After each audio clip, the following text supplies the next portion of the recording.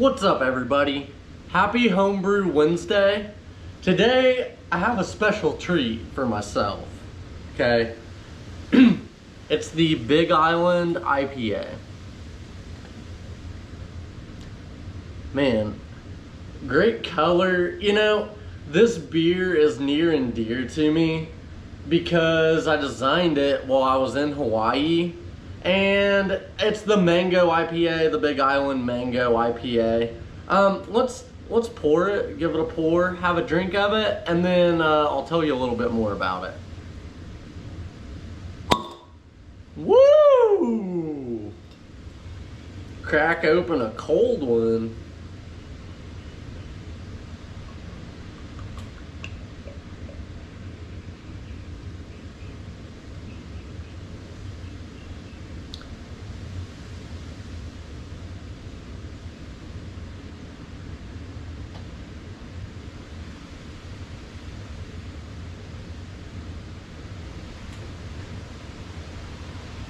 And of course today, I left a little sediment in the bottom, but of course today we have a full 16 ounces, or a pint, okay?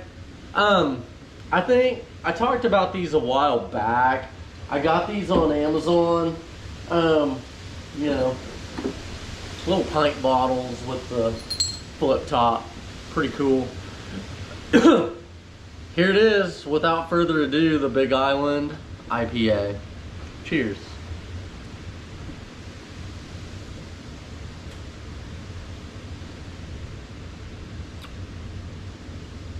It's a really good beer. I really enjoy this. I've had a couple of these already. But what I was saying earlier, near and dear to me because it's the second recipe I designed. And I remember my wife was taking a nap one day when we were in Hawaii. I was just sitting around the condo and decided to make a beer recipe. I was super inspired by the beers I had on that island, so I wanted to make something sort of islandy.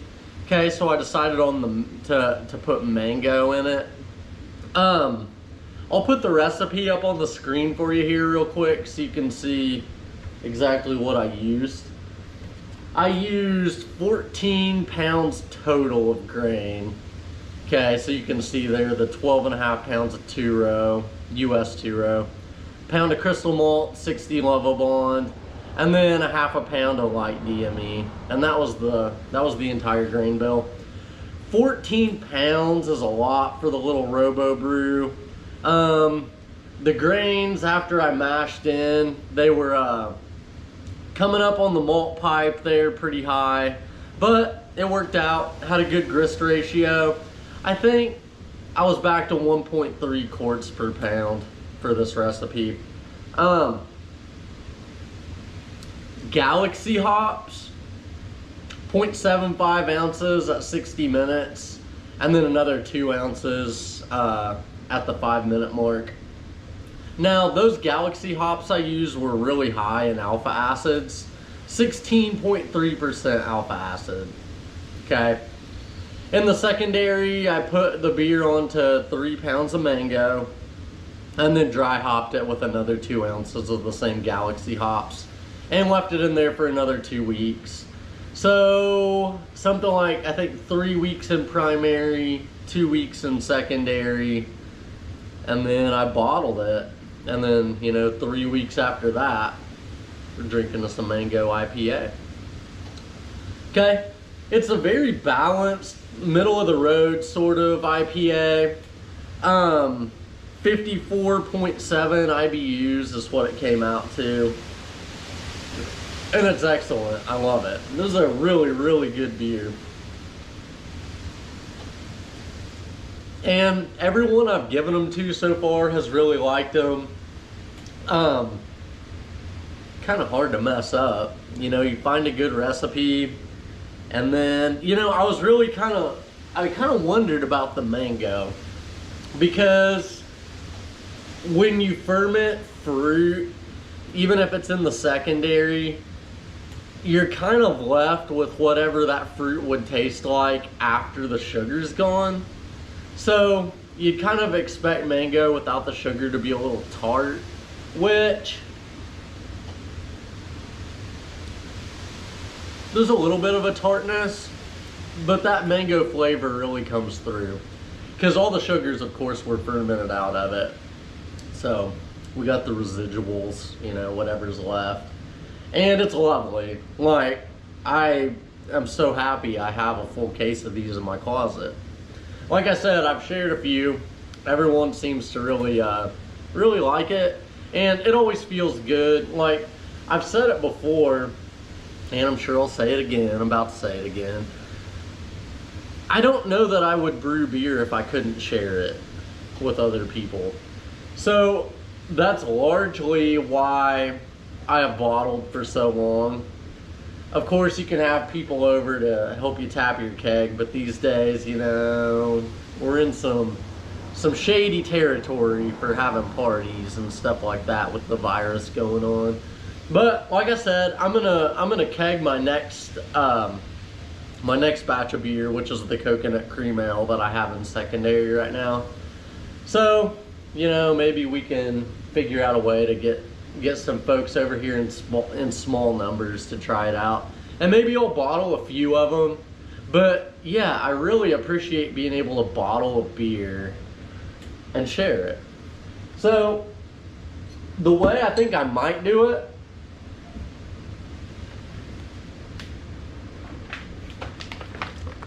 I like to use these carbonation drops. You can see they kind of look like little lemon drops in there. And so when I keg, you know, I might keg 4.5 gallons or whatever, excuse me. And then I can make up just a few of these bottles using the carb drops and, you know, not actually keg at all, but bottle a few. And these carb drops make it really easy to bottle just a few, okay? So, really cool. Approximately 54 tablets in a pack. What was this, about $6-7 from Brewer's Best. And of course I got mine from the brew shop here in OKC. Little shout out to Gail. You guys are awesome. I've been to several brew shops and this is by far the best one I've ever been to. Great people, super helpful like they are everywhere. Great range of products and just kind of my home away from home, it feels like sometimes. Man, so got something else going on out here today. As you can maybe see over here, I'm making up a batch of beef jerky.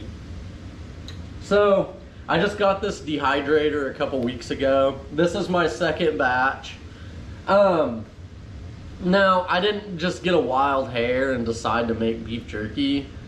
And it's not because beef jerky is like my favorite thing in the world. I really, really like it, but I was inspired by the marinade, okay? In high school, there was a student organization led by a certain teacher, and they would sell beef jerky. I hit up this guy. The teacher that ran that club is a good friend of mine.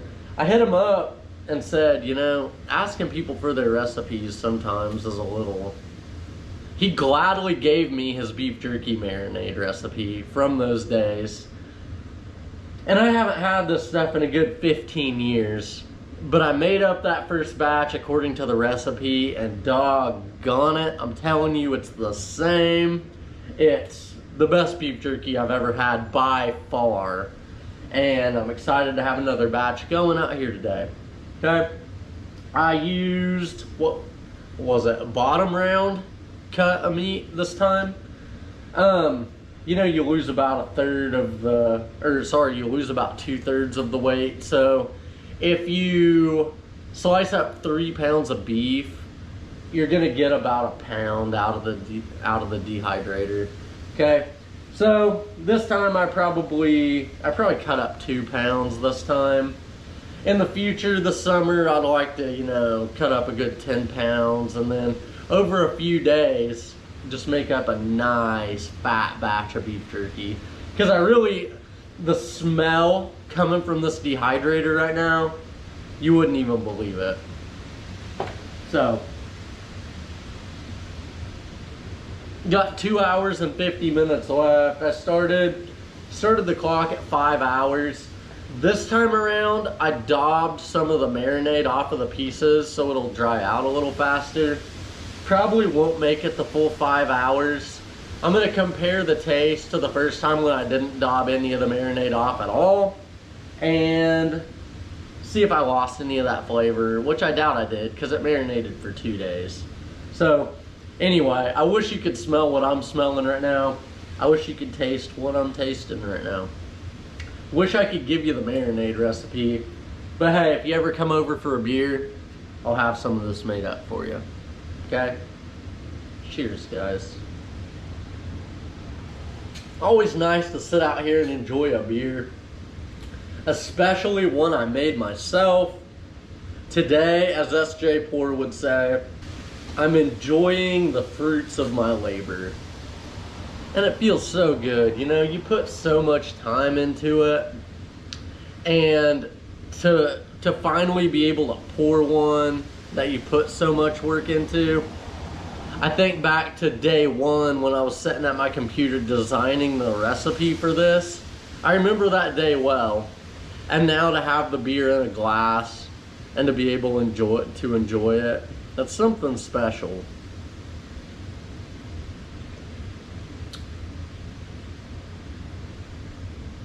Picking up some mango notes on the nose. It's, you know, it's a nice balanced IPA, like I already said.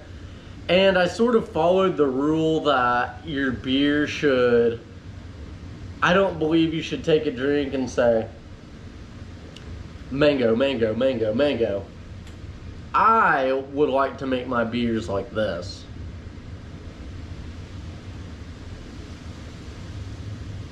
Is there some mango in there maybe? Some good mango? Yeah, some nice fresh mango. The puree from where Vintner's Harvest, I think. They have a lot of fruit purees for brewers on their website. I used 1 can of the mango puree, which was 3 pounds. Okay, I totally recommend those guys. And in fact, you know, I'm not someone who likes to drink beers made with fruit very often, but when I have one on tap or, you know, in bottles or wherever it is, or just in a bottle I got from the craft brew store, I always just really enjoy the heck out of them. So I definitely enjoy the thought of knowing that I have a full batch in the closet. Toward the end of the batch, you know, sometimes you kind of start, it's running out, you know, I'd have to make this again if I wanted more of it. I'm still in the golden days of this boy. You know, I can go to the closet. I don't put them all in the fridge at once. Not sure why I don't. Maybe now that it's completely carbonated, I will throw the rest of them in the old garage fridge out here. So we'll see what happens with that, but man, it's a good day, nice warm day. Be sitting out here in the garage enjoying a beer.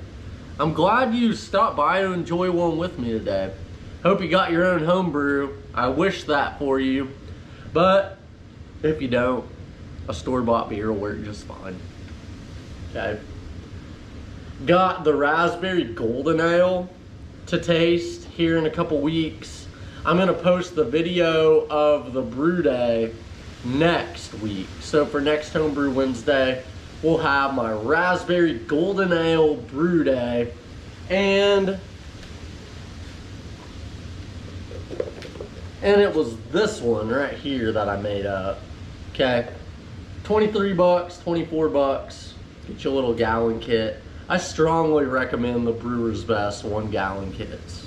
And that sucker came out at over 8%, so that's gonna be a fun episode. It's the raspberry golden ale is a Belgian strong ale, and it's flavored with, I think, like 0.8 ounces, since it is a gallon batch, of the Brewer's Best natural raspberry flavoring. You might remember I tried out the coconut flavoring in the bottle a couple weeks ago. This is the same thing. I decided not to use that coconut flavoring in the cream ale. I got it on some real coconut, okay, some coconut chips. But I'm excited to try out the flavoring as it's meant to be. It's been, well, by the time it's carbonated, the flavoring will have been incorporating in those bottles into the beer for about 3 weeks, okay? So I'm ready to give you a good review of the Brewer's Best natural raspberry flavoring when we do that tasting video the week after, okay? So Raspberry Golden Ale Brew Day next week. The week after, we'll do a tasting of that beer because it's currently carbonating, so it'll be ready by then. When you get to the bottom of the glass, as this beer warms up a little bit, those mango notes really come through a lot more. And it's really, really nice. So it's kind of like you're saving the best for last. The farther down in the glass you get, granted you don't just pound it, it kind of tastes better and better, I think.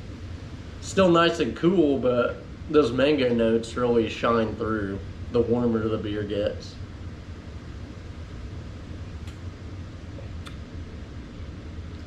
Enjoying the fruits of our labor. I love it. You know, if you're gonna spend all that time brewing, and God only knows, all that time cleaning, you gotta be able to enjoy the fruits of your labor. And you tend not to, or I tend to not drink these beers quite like I do store-bought beers.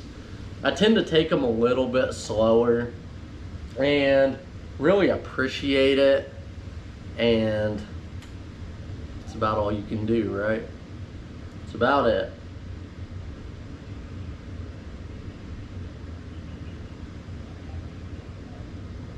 That's great. I love it. It's excellent. If you swing by for a beer, well, you better do it in the next couple of weeks if you want to catch a mango IPA. Okay? Oh, one other thing I wanted to mention. I mentioned it in my Coconut Cream Ale Brew Day. It was the National Homebrew Day that I did a couple weeks ago with my buddy Kyle.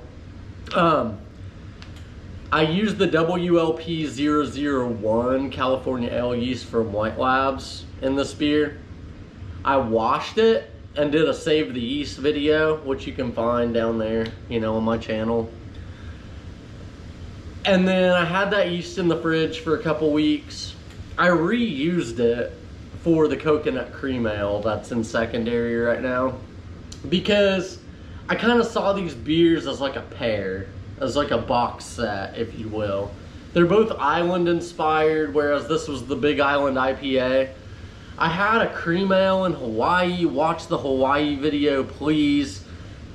Excuse me. It was called the Island Colada from Kona Brewing, and I loved it so much. I used the Sabro hops that they used. Basically, I tried to recreate that beer, not to make it taste exactly the same, but I used the same hops at the same IBUs. I just tried to make a delicious cream ale like they did, inspired by the island. So I collected the yeast from this and used the same yeast in the cream ale. Okay, so they're brothers or sisters or whatever have you. My original plan was to see how many batches I could make with that same yeast, but I didn't save it after this batch, you know. Honestly, I would rather, I know of people who have used the same yeast over and over and over for years, and it still works out for them, so I don't really feel like I need to do that experiment for myself. I would rather continue to support my brew shop and the yeast labs and buy fresh yeast. You know, maybe I'll reuse one from time to time, and maybe I'll go back and see how many times I can use one. I can't speak to the future, you know, in that regard. But for now, I figured it was best to just, you know, leave that yeast at the 2 beers it's done and move on from there. You know, buy some fresh yeast next time. So, anyway, I will see you guys next week for the Raspberry Golden Ale Brew Day. Can't wait to share it with you guys. Can't wait to see you back here in 1 week. Thanks for supporting the channel. Like and subscribe. Please, if you haven't, dislike and subscribe. Doesn't matter to me as long as you click that subscribe button. And even if you don't do that, that's fine too. Thanks for stopping by for a beer, guys. Cheers, and we'll see you next time.